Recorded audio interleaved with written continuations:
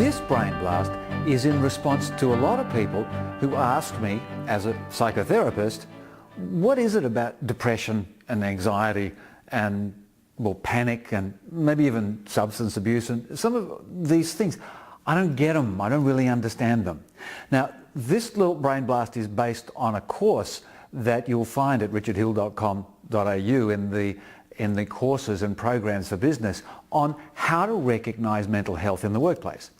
But what it is we have these different types of expressions of the way people, they don't feel good. They have struggles with their emotions. We call them depression, we call them anxiety, we call them panic. And here's a really quick rule of thumb way of getting a sense of which type of emotional distress they're in, and maybe that'll give you some insight on how to handle it.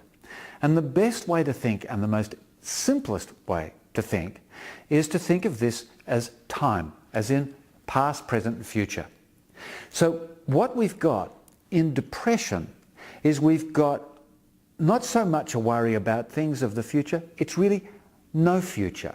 It's just a sense that I'm in this funk now, there's nothing coming, nothing's happening, I'm going nowhere, there's nowhere worth going to, and they become very contained in this time and this space.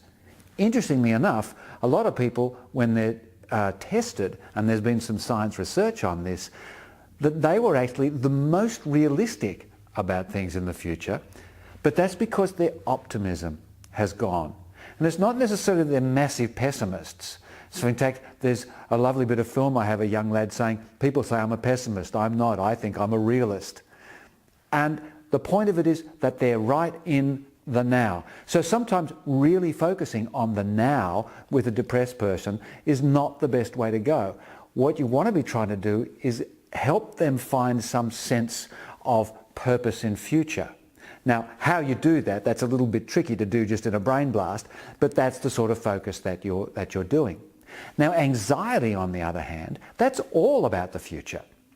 That's about what's coming, and that's about fear, and really not so much direct fear, because fear is when the saber-tooth tiger's in front of you, and then you're afraid. What this is about is fearfulness. So that is fear of something that you don't know, that you're guessing, your imagination.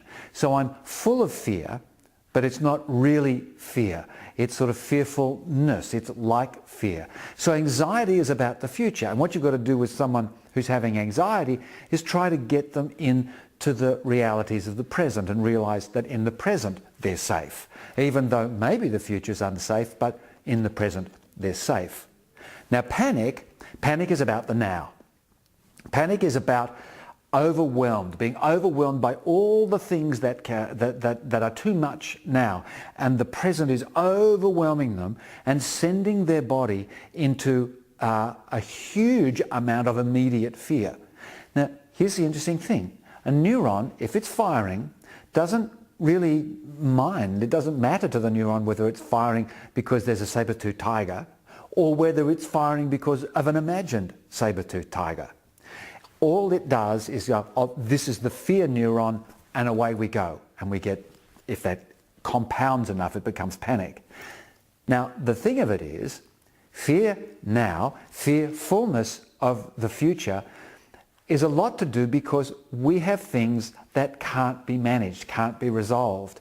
And it's things like the 30-year mortgage. This is what Robert Sapolsky, the guy who actually discovered about stress and things with working with baboons. The 30-year mortgage and being not good enough, social criticism and blame. And we'll talk more about that in other brain blasts.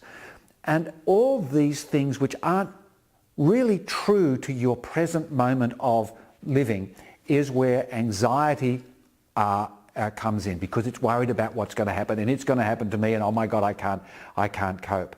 And anxiety is the fear of the future, often fed by the past, because there was something that happened in the past, or many things that happened in the past, that give you the idea that they're going to happen in the future as well. Now, for some people, it goes even deeper. Now, we've got to be really mindful of those sorts of things, and as a practicing psychotherapist, I'm not suggesting that it's simple, I'm just suggesting you can get a handle on it by looking at these aspects.